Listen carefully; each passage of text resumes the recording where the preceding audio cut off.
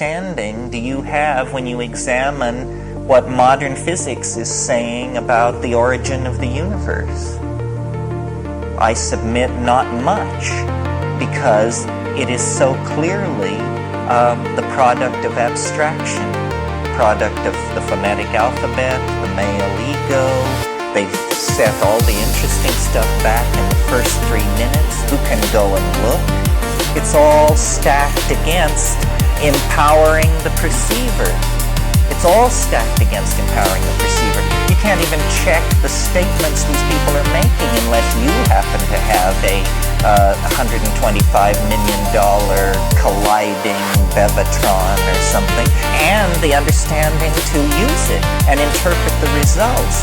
So what we have is a priesthood off on the edge of things, propounding great profundities that nowhere touch the heart, nowhere empower the individual, nowhere strengthen the dyad, or reinforce the family, or give support to the downtrodden. It doesn't seem to be about that.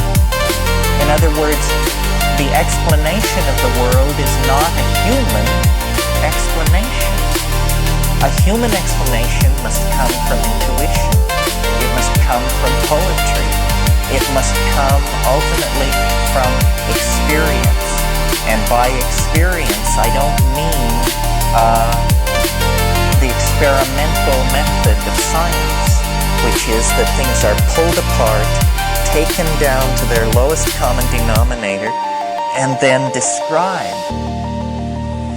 I mean, if you do, that's like believing that you understand Los Angeles if you have the telephone directory. You know? I mean, this is the level of genetics today.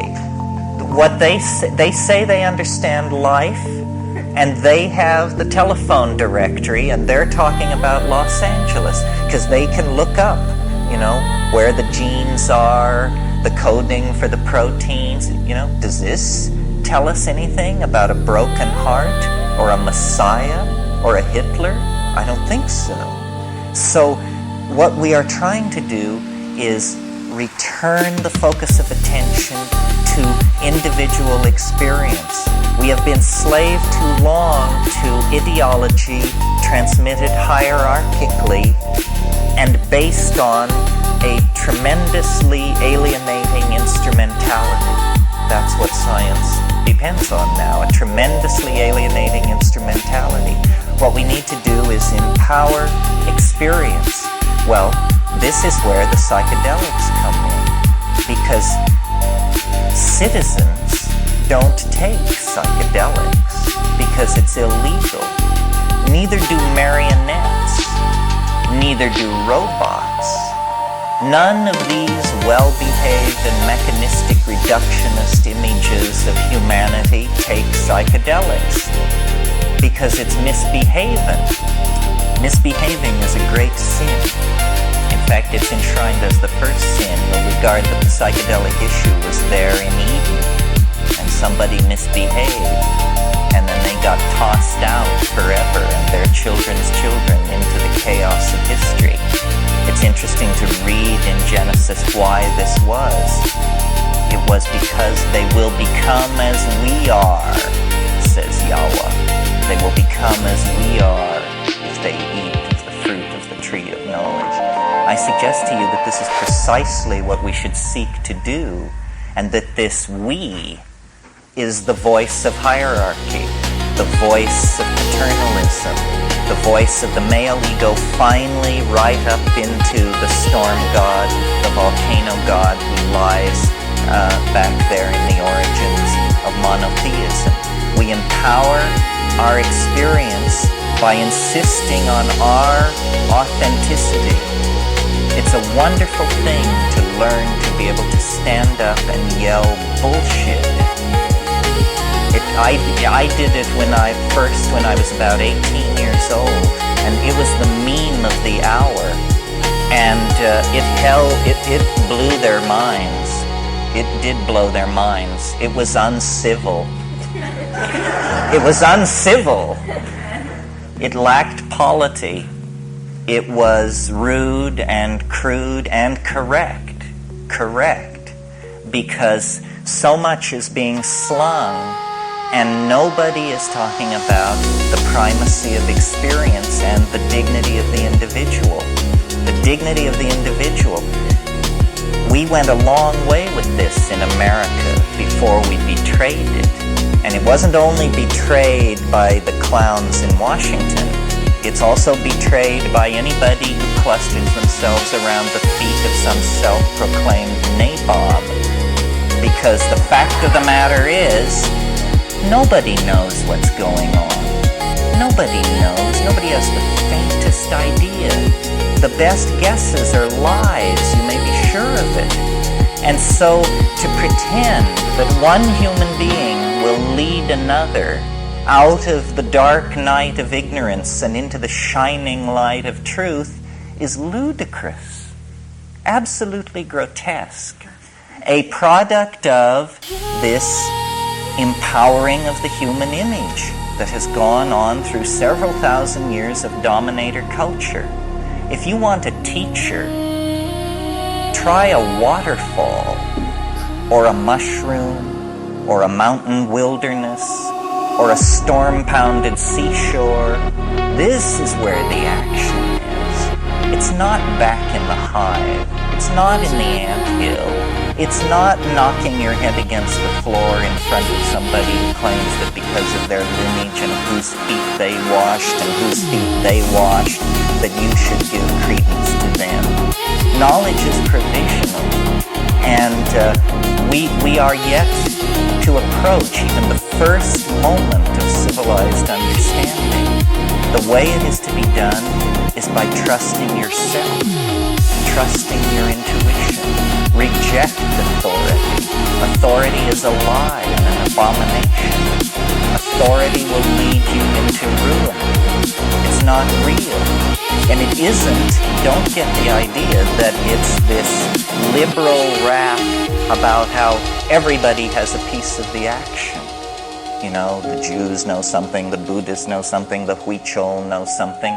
Nonsense. Rubbish. Nobody knows anything. These are different kinds of shell games that have been worked out by priestly castes of people to keep things under control. Institutions seek to maximize control. That's what they're into. Did you think they were in the business of enlightening you? Saving your soul? Forget it. Control is what this is all about. And to the degree that we commit ourselves to ideology, we are poisoned. Any ideology, Marxism, Catholicism, objectivism, you name it, rubbish, all rubbish. What is real is experience. What is real is this moment. And so then what it becomes about is what are the frontiers of experience? How much of that has been taken away from us by these dominators, by these priesthoods, by these cults, by these philosophical shell games? Well, a lot. That's the whole story of history. Our growing unease, our growing dis-ease, our malaise is all about the fact that we are kept from the wellspring of experience. We are sexually repressed. You may not feel it, but look back 100 years to a world where pianos wore pants. You know, we've made a little progress on the sexual thing. Maybe not. Maybe more or less than we think. But we are repressed in all of these areas. And we are particularly repressed in the area that relates to the psychedelic experience. Because it is raid to the dominator insect invasion. They can't take it. They can't stand it. Because it empowers the individual. It dissolves the cheerful model of science. It's just exposed as, a nice story. It enriches the accessible universe tenfold, 100-fold, 1,000-fold. It makes the individual complete with his or herself, and this completion of the individual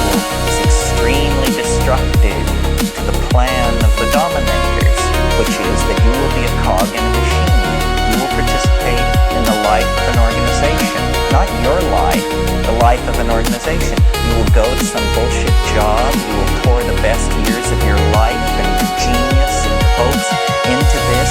You will serve an institution. You will serve. Well, it's a bad idea for free people to go along with this. A much better idea would be to insist on the dignity of human beings, to recognize that the freeing of slaves, the giving of the vote to women, the ending of public whippings, that this program of political enlightenment must also then include hands-off on how people want to relate to changing their minds. We are not interested in being sexually regulated by the state, and we are not interested in being intellectually, spiritually, emotionally manipulated by the state. The state should stand down in this issue. The state is acting as the enforcing arm of the dominator culture, specifically of fundamentalist screwballs, who, are horrified by all this, by the notion that people would claim the authenticity of their own minds, that people would stand in the light of nature and reject original sin and the guilt from Eden and, the sins of the fathers and all this rubbish which is handed down. What the archaic revival is going to have to mean, if it has teeth, is a re-empowering of the individual and a consequent lowering of the profile of institutions, especially government. We need to think about these things because we have bought into the idea that we have to serve and behave and be enslaved, else chaos will engulf the world. We need to carry out our analysis of the situation to the point where we can embrace chaos and see that chaos is the environment in which we all thrive. That's how I've done it for years. You think I could have gotten away with this in the Soviet Union? I don't think so. I require a society on the brink of social breakdown to be able to do my work. And I think a society on the brink of social breakdown is the healthiest situation for individuals. I don't know how many of you have ever had the privilege of being in a society in a pre-revolutionary situation, but the cafes stay open all night, and there's music in the streets, and you can breathe it, you can feel it, and you know what is happening. The dominator is being pushed. It never succeeds. It never is able to claim itself. But on the other hand, history is young. We may have a crack at this. A global society is coming into being. A global society made out of information that was not intended to be ours, but which is ours through the mistaken invention and distribution of small computers, the printing press, all of this stuff. Information is power, and information has been spilled by the clumsy handling of the cybernetic revolution by the dominator culture so that it is everywhere. Never has the situation been more fluid. Never have the opportunities for infiltration, insurrection, and hell-raising been more present at hand, but we have to seize the opportunity. We have to seize the opportunity because the world doesn't have that much more to run unless somebody begins to shake the apple cart. If we don't begin to shake the apple cart, then the apple cart is just going to sail over the cliff and be lost. So the psychedelics are very hot in this because they dissolve boundaries, they dissolve assumptions, and our task, being everyone who seeks self-empowerment through experience, our task